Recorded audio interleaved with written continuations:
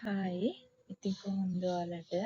ඔයාලා හැමෝම හොඳින් ඇති කියලා මම හිතනවා. මමත් හොඳින් ඉන්නවා.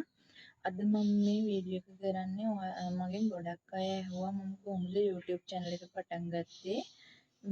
කොහොමද මම YouTube channel එක හදාගත්තේ කියලා. ඉතින් මෙහිමයි මම අපි ෆෝන් එකක් ගත්තට පස්සේ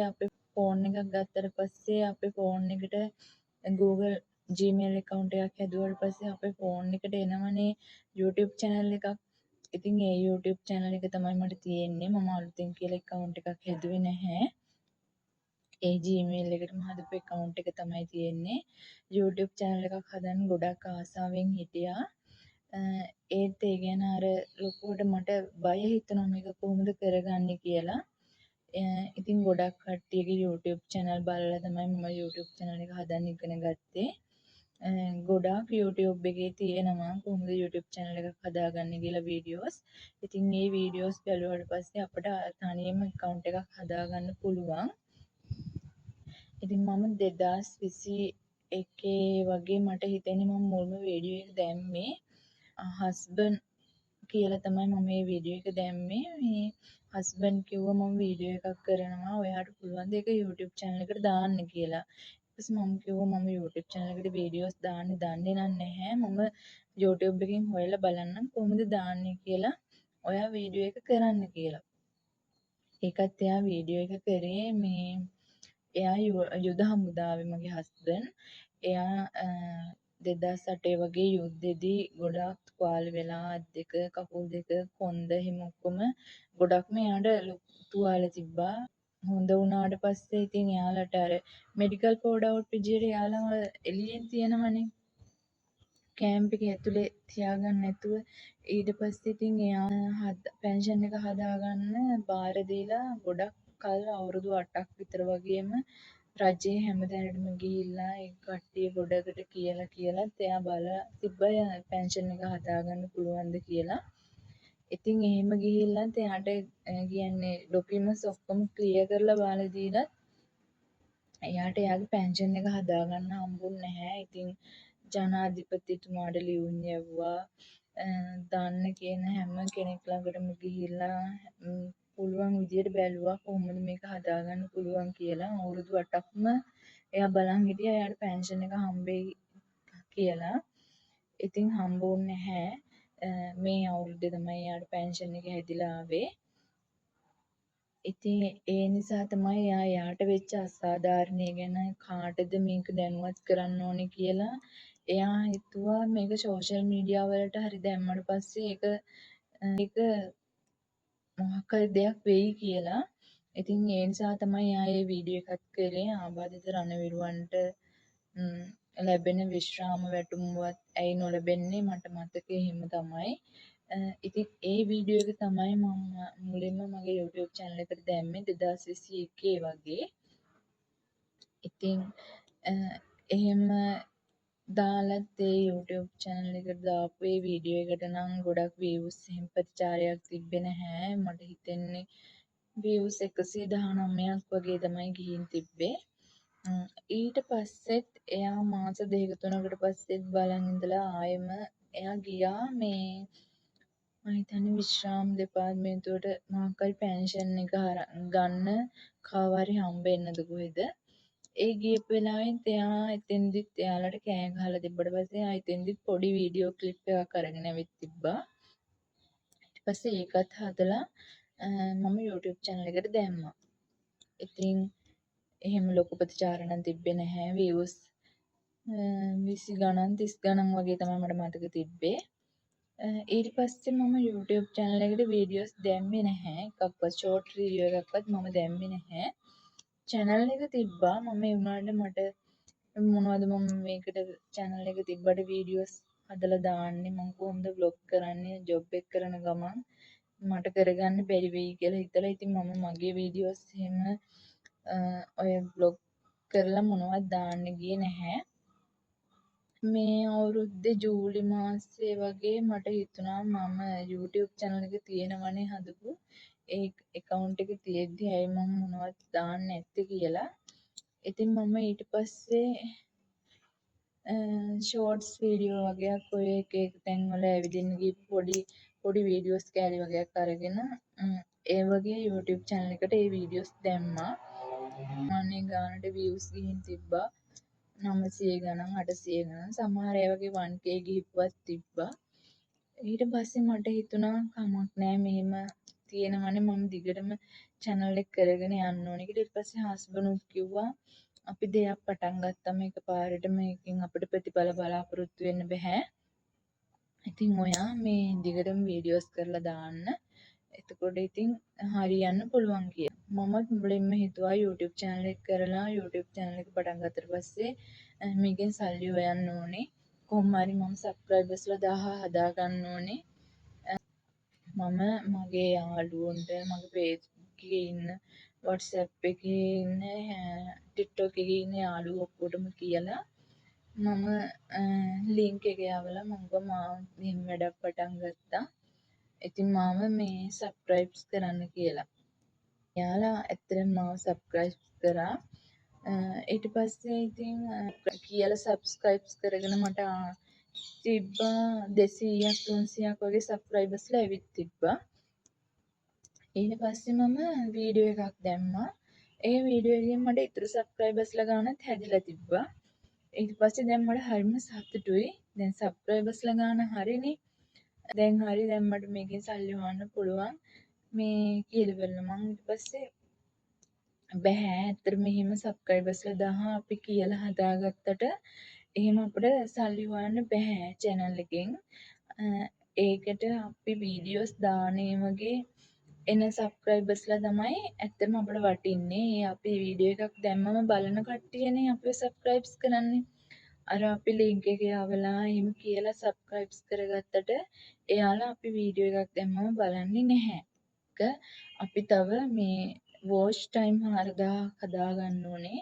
අපි දාන වීඩියෝස් බැලුවේ නැති වුණොත් ඒ watch time 4000 අපිට හදන්න බෑ. ඉතින් ඒ නිසා අර අපි කියලා channel එක මේ subscribe කරගන්න එකෙන් තේරුමක් නෑ. ඇත්තටම ඔයාලා channel එකක් පටන් ගන්න ඉන්නවනම් කවදාවත් එහෙම කරන්න එපා. හොඳට වීඩියෝස් කරලා දාන්න. ඒ වීඩියෝස් හොඳට දැම්මට පස්සේ ඒවට එන සබස්ක්‍රයිබර්ස්ලා තමයි අපිට ඇත්තටම වැදගත් වෙන්නේ. ඊපස්සේ තව දෙයක් කියන්න තියෙන්නේ ඉතින් ෆෝන් එකක් තිබ්බත් ෆෝන් එකකින් වුණත් පුළුවන් අපිට කම්පියුටර් එකක් ලැප්ටොප් එකක් ඕනෙම කියලා නැහැ. අපිට අපේ අතේ තියෙන ෆෝන් එකකින් වුණත් පුළුවන් channel එක පටන් ගන්න. ඉතින් මමත් මගේ ෆෝන් එකෙන් තමයි දැනටත් channel එකට වීඩියෝස් හදලා දාන්නේ. වීඩියෝස් හදලා වීඩියෝස් එඩිට් කරලා දාන්න CapCut VN කියලා මම යූස් කරන්නේ නම් ඒ ඇප් දෙක තමයි මේ වීඩියෝ එඩිට් කරන්න. ඉතින් ඒ වගේන් අපිට ෆෝන් එක ඩවුන්ලෝඩ් කරගෙන වීඩියෝ එඩිට් කරලා අපිට වීඩියෝ එක හදාගන්න පුළුවන්. දුකයි ඉතින් අර වීඩියෝ එකක් දැනුත් වීඩියෝ එකක් දැම්මට පස්සේ මේ channel එකට views 100 ගණන් 200 ගණන් වගේ තමයි වීඩියෝස් වලට එන්නේ. අර එහෙම ආවම ඉතින් ටිකක් දුකයි. ඉතින් මම ඉස්සර channel එක පටන් ගත්ත දවස්වලම මම බලනවා ටක් ගාලා මේ දැන් කීයක් views ගිහින්නේ දැන් මගේ channel එකට මේ එකතු වෙලාද මම එහෙම බලනවා.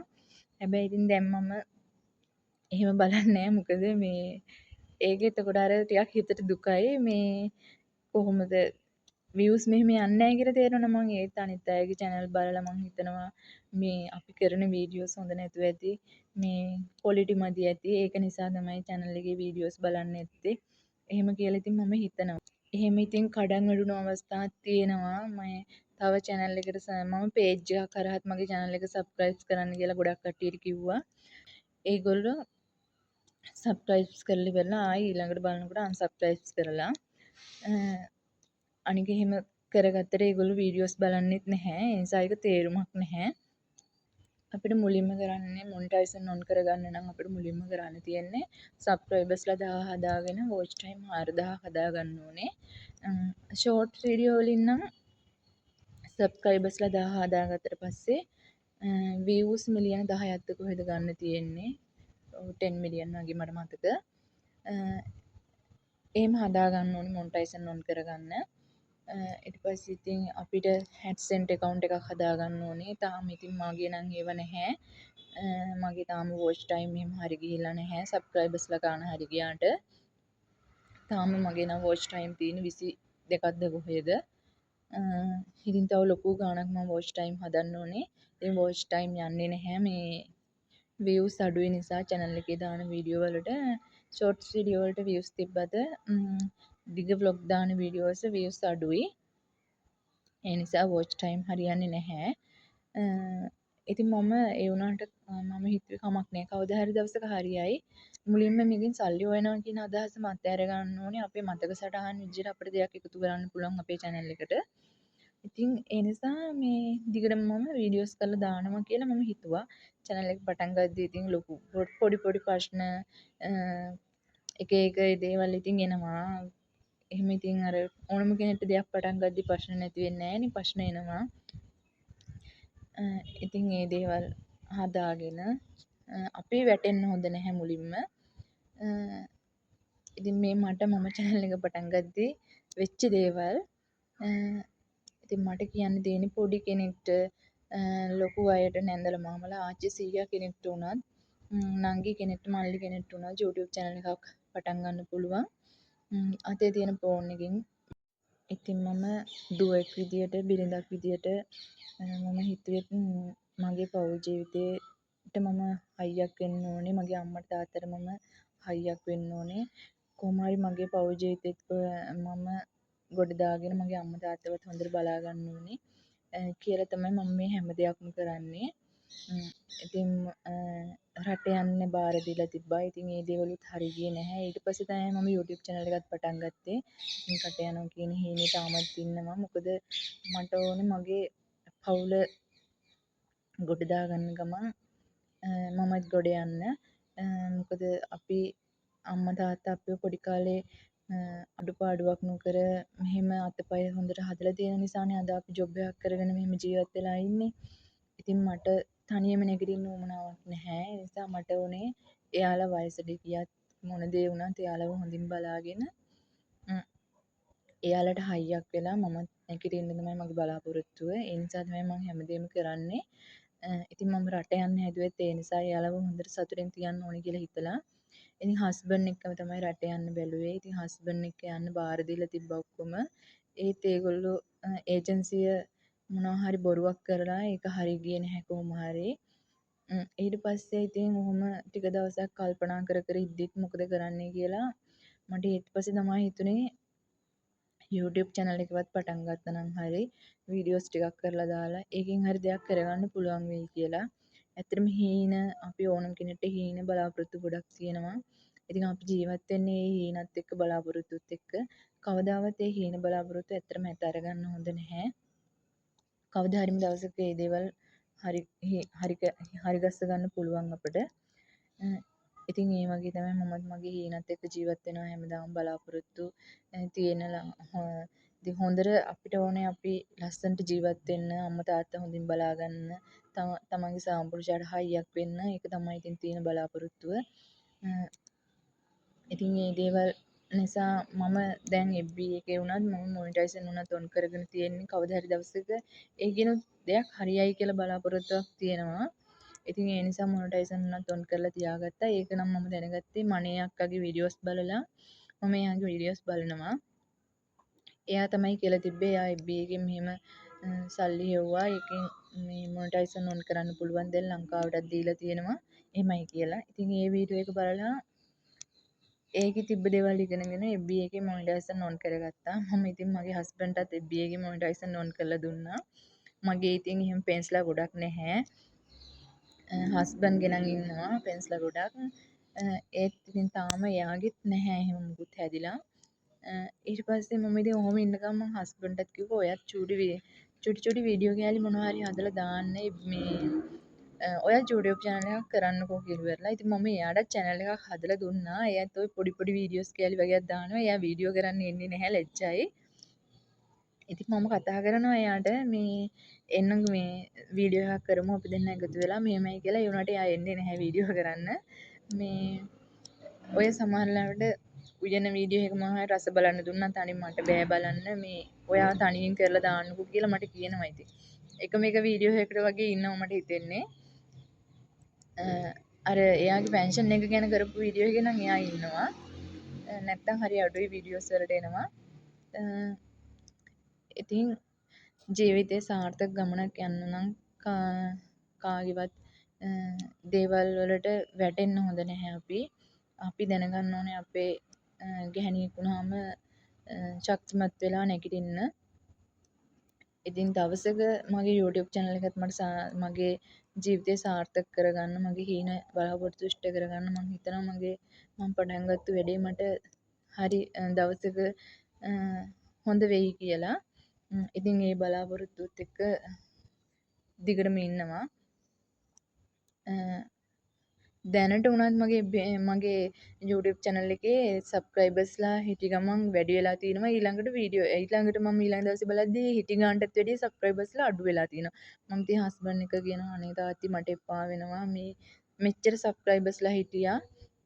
දැන් අඩු වෙලානේ ඇයි දන්නේ නැහැ එහෙම කියලාත් මම කියනවා. ඉතින් ඊට පස්සේ මේ ළඟකදී කොහොම හරි views 26000 ගාණක් ගිහින් තිබ්බා. YouTube ස්ටුඩියෝ එකකින් අපිට බලන්න පුළුවන් නේ.